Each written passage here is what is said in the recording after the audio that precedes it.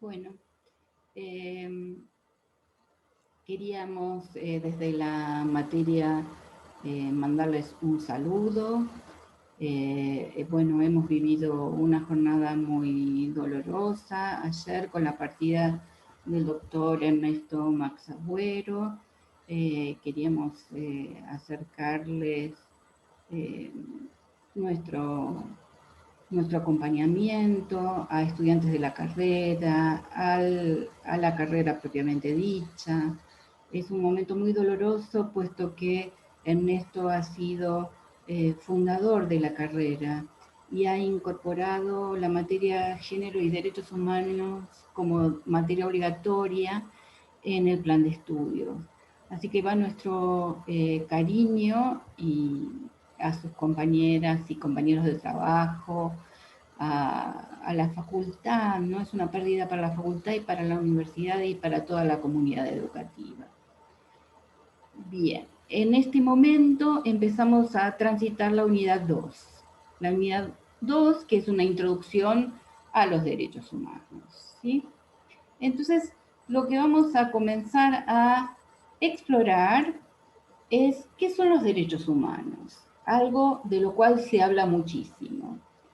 ¿Qué es un derecho? Un derecho es una facultad, una aptitud, un poder que tiene algo sobre algo. Tiene la capacidad de hacerlo o no hacerlo legítimamente, ¿no? Humano porque hace referencia a, o por lo menos en su origen se pensó que hacía referencia a cada ser humano, ¿no? Los derechos humanos entonces son aquellos derechos que les humanos, humanas y humanes poseemos por solo haber nacido, por nuestra condición de tales, ¿sí? Y los derechos humanos, más precisamente, son garantías jurídicas que nos protegen a las personas o a grupos de personas contra actos de gobierno que vayan en contra de nuestras libertades fundamentales y la dignidad humana. Entonces, son actos que cometen el Estado, es el que viola los derechos humanos. Y por tanto, las normas internacionales de derechos humanos obligan a los gobiernos a hacer determinadas cosas y también les impiden hacer otras. Esto es muy importante de entender, que son los estados los que deben garantizar los derechos humanos y que también son los estados que deben cumplir las normativas internacionales. ¿Cuáles son las características que vamos a ver que tienen los derechos humanos? Son universales. ¿Esto qué quiere decir? Fundamental. Para todos, todas y todes. Universal. Todos y todas y todes están incluidas, incluidos, incluidas. ¿Sí? Entonces, bueno, pero esa persona no tiene las características, no. Todas, todos y todos estamos incluidos en los derechos humanos y se deben respetar nuestros derechos humanos. Entonces, para todos, todas y todos. Son integrales, interdependientes e indivisibles. Ah, no, pero yo quiero una partecita del derecho humano. No, no, usted no puede tener una partecita. Usted debe tener todos los derechos humanos garantizados y por otro lado los estados deben garantizar todos los derechos. Por ejemplo, respeto a la vida de todas, todos y todos. Y se los respeta de manera integral y son interdependientes, ¿no? Si yo violo un derecho humano, imposibilito el cumplimiento también muchas veces de otros derechos humanos. Por ejemplo, el derecho al trabajo. No los puedo transferir, ni puedo renunciar. No, no lo transfiero y no lo puedo renunciar. Esto es muy importante cuando se trata, por ejemplo, de las situaciones de explotación, donde muchas veces las personas son compulsados por los opresores a renunciar a determinados derechos, ¿no? Por ejemplo, pensemos en la explotación sexual, que la persona a veces se ve forzada a acceder a determinadas acciones y ahí tienen que estar los estados garantizando los derechos de esas personas. Por más que yo firme por escrito, renuncio al derecho a mi vida, el Estado debe garantizar el derecho a mi vida. No terminan. ¿Cuándo terminan? Cuando nos morimos. Por tanto, no terminan. Y hay determinados derechos que aún continúan, por más que se haya terminado nuestras vidas, ¿no? Generan deberes y responsabilidades. Su protección es nacional e internacional, es decir, los estados nacionales se rigen por las disposiciones internacionales de derechos humanos. Se puede exigir jurídicamente, se debe exigir jurídicamente. Son dinámicos y a veces se dice que a lo largo de la historia ha sido la conquista de manera progresiva. Lo que tenemos que tener en cuenta es que los derechos humanos tienen 3 dimensiones que son específicas para mirar, para abordar, para entender, para comprender, para saber qué son los derechos humanos. Hay sujetos titulares de derechos humanos, es decir, hay un sujeto. Puede ser en algunos casos que los derechos humanos determinen la individualidad del sujeto que tiene derecho. En otros casos puede ser colectivo, como puede ser un pueblo, el derecho a la tierra, ¿sí? El derecho a su cultura. Hay un objeto de derecho, ¿no? En los diferentes textos jurídicos, las diferentes normativas reconocidas nacionalmente e internacionalmente, hay un objeto del cual los estados deben velar: la salud, la educación, la libertad, la seguridad, ¿no? Pero también, y esta dimensión no es menor, tiene que mostrar la garantía de la exigibilidad, ¿no? Entonces, que los derechos se deben respetar y de qué manera se pueden exigir ante los organismos nacionales y ante los organismos internacionales. Es decir, que en el caso de no cumplirse, hay maneras internacionales de hacer que los estados respeten. Nosotras les vamos a pedir que ustedes busquen en internet la Declaración Universal de los Derechos Humanos y que lean detenidamente cuáles son los derechos fundamentales que garantizan en esa declaración. Seguramente ustedes lo habrán visto en educación cívica, en ética, se ve también en la escuela primaria. Bueno, revisen qué derechos están garantizados en esa Declaración Universal de los Derechos Humanos, así yo no me extiendo en este video, ¿no? Entonces aquí igual les va a quedar el PowerPoint y por supuesto, si hay derechos, ¿sí? Y estos no se cumplen, son violados y respetados, lo que sucede es que la calidad de vida de las personas, ¿no? La posibilidad de tener una vida digna se ve modificada. Y también les vamos a pedir, y este va a ser parte del trabajo práctico, que sinteticen qué son las violaciones de los derechos humanos. Ya les adelanté, las violaciones de los derechos humanos son por parte de los estados, los gobiernos que están a cargo de los estados deben garantizar nuestros derechos. Entonces, ustedes tienen este fragmento, yo les puse la fotito aquí, ustedes tienen el texto completo, de un fragmento de qué son las violaciones a los derechos humanos en esta introducción a un manual de capacitación que escribió la Oficina del Alto Comisionado de los Derechos Humanos. ¿Cuáles son los tipos de instrumentos que existen para garantizar los derechos humanos? Por un lado están las declaraciones, los pactos o convenciones y los protocolos facultativos. ¿Qué diferencia hay entre ellos? Que un pacto o convención es un acuerdo internacional entre dos o más países.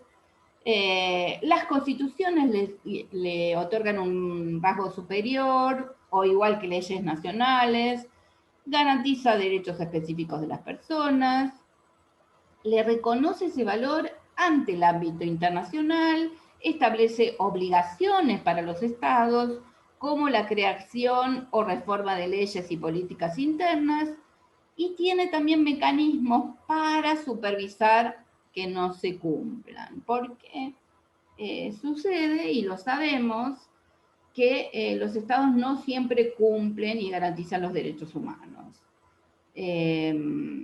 Para que un estado, un país sea considerado estado parte de una convención, tiene que haber una ley nacional que diga que está ratificando la ley. Entonces, pactos o convenciones, acuerdos internacionales entre dos o más países, y tiene que haber el país ratificado la convención.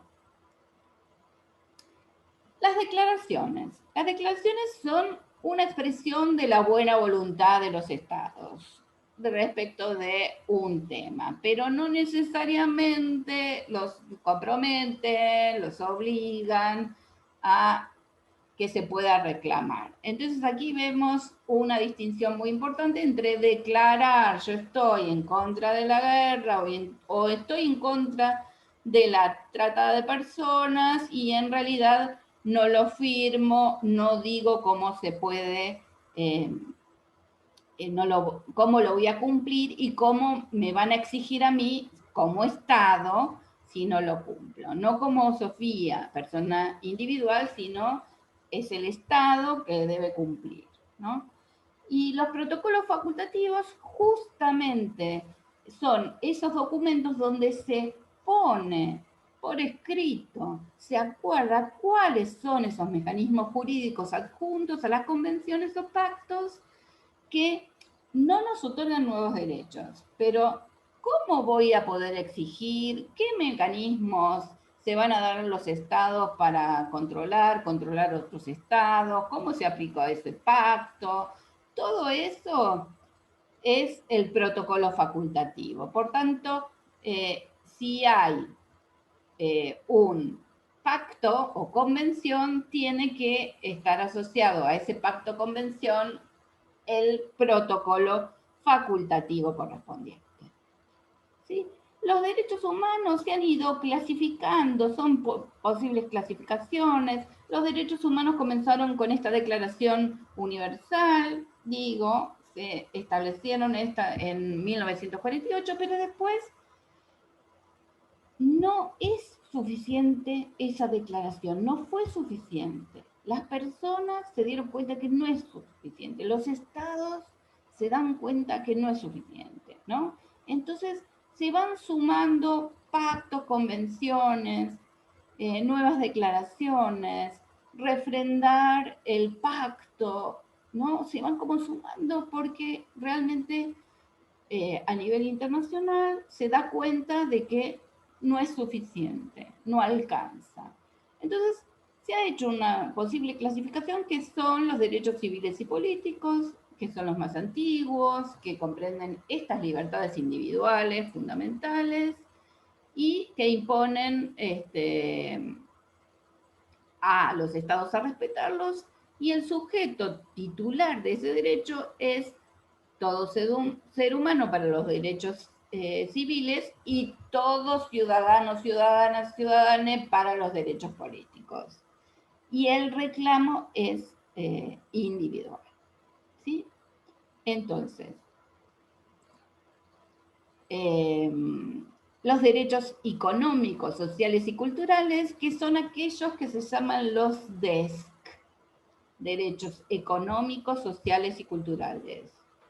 Es a partir de la lucha del pueblo trabajador, de diversidad de actores y actoras sociales, que se fue valorizando la igualdad. Por tanto, se establece un pacto internacional que apuntan a garantizar a las personas los derechos económicos, sociales y culturales en el año 1966. Entonces, amplía la responsabilidad de los estados. Los estados deben satisfacer necesidades, prestar servicios. Fíjense qué importante para ustedes que van a ser trabajadores, trabajadoras sociales, ¿sí? El titular de este derecho es el individuo en comunidad que se asocia para defenderlo. Puede haber un reclamo que sea indirecto o un reclamo que sea mediato. Depende de las condiciones del país, porque esto tiene que ver con el acceso a un bienestar económico por parte de la población, un bienestar social, ¿no? Y a ser respetada la autodeterminación cultural de los pueblos. Y por otro lado, los derechos llamados de los pueblos tienen que ver con, fíjense, cuán ligada está en particular a Jujuy, porque tiene que ver con la paz, el desarrollo y el medio ambiente, ¿no? Piensen en cuántas marchas por el agua, ¿no? Cuánto luchan nuestros pueblos originarios por la tierra y ahí por el medio ambiente, contra el extractivismo de las minas que destruye el medio ambiente y están vinculados fuertemente a un valor que es la solidaridad, ¿no? Entonces, esto se aplica a grupos específicos, a naciones, a relaciones entre naciones, ¿no es cierto? Y es muy importante visualizar que entonces hemos, a lo largo de la historia, caminado desde derechos reconocidos individualmente a reconocer derechos colectivos. Y en todo esto, ¿qué pasa con los derechos de las mujeres? Ayer hemos conmemorado el 8 de marzo. Hemos salido a las calles a reivindicar nuestros derechos, ¿sí? Entonces, los derechos de las mujeres, afirmamos y afirma la bibliografía de la cátedra, son también derechos humanos. Y esto se estableció en la Conferencia Mundial de Viena de 1993. Entonces podemos ir ustedes se pueden ir haciendo una línea de tiempo, una temporalidad. Desde 1948 hasta 1993 hemos esperado para decir, bueno, las mujeres también tenemos derecho a los derechos humanos. Y ustedes van a leer entonces que hay una reformulación de los derechos pensando en que en realidad se invisibilizó a las mujeres y a la diversidad. Entonces van a abordar la lectura de los textos correspondientes para ver que los derechos humanos en realidad tenían una visión androcéntrica. ¿Qué quiere decir? Centrada en el varón. El modelo de humanidad es el varón, el padrón, la medida de todas las cosas es el varón, por tanto, se excluyeron a las mujeres y vamos a ver también que a las disidencias sexuales, también a los niños, a las niñas que tienen también su declaración específica. Los instrumentos principales con respecto a los derechos de las mujeres es la Convención para la Eliminación de todas las formas de discriminación contra la mujer, que la conocemos como CEDAW por su sigla en inglés, ¿no? Que fue sancionada en 1979, que propone la eliminación de la discriminación a las mujeres, pero luego hemos necesitado una convención específica, que fue una convención interamericana, que es para prevenir, sancionar y erradicar la violencia contra las mujeres, y que se la conoce habitualmente como la Convención de Belém do Pará. Belém do Pará es el lugar donde se juntaron a debatir, a convenir y a redactar esta convención, ¿no? Entonces, fíjense, 79, 94, cuántos años pasan y la necesidad de realizar una convención específica porque no bastaba la convención de la eliminación de todas las formas de discriminación contra la mujer. Por tanto, hay una específica que nos va a hablar que se va a centrar en la violencia. No quiere decir que la de la CEDAW no hable, pero precisábamos una convención específica. Y el protocolo facultativo de la CEDAW, fíjense que fue aprobado en el 1999. Bueno, muchísimos años después. Mucha lucha para que se apruebe. Y los principios de Yogyakarta, que también se la denomina por el lugar donde se reunieron en Indonesia en el 2006, trata específicamente sobre la aplicación de los derechos humanos, pero en relación a la orientación sexual y la identidad de género. Y vamos a ver después, cuando veamos qué es la identidad de género, la ley de identidad de género, que se fundamenta la ley argentina en estos principios de Yogyakarta. Entonces, estos instrumentos específicos de los derechos de las mujeres, ustedes van a leer dos, que son la Convención sobre la eliminación de todas las formas de discriminación contra la mujer, que es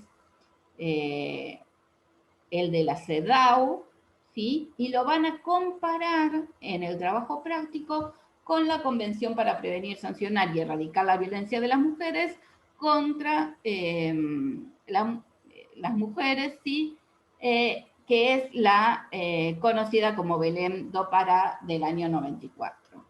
Entonces, también hay un mecanismo de seguimiento que fíjense cuántos años pasan para que se establezca cómo garantizar, cómo deben garantizar, cómo exigirle a los estados que se cumplan esta convención, que es la de Belém do Pará, 1994-2004, 10 años después. ¿Sí?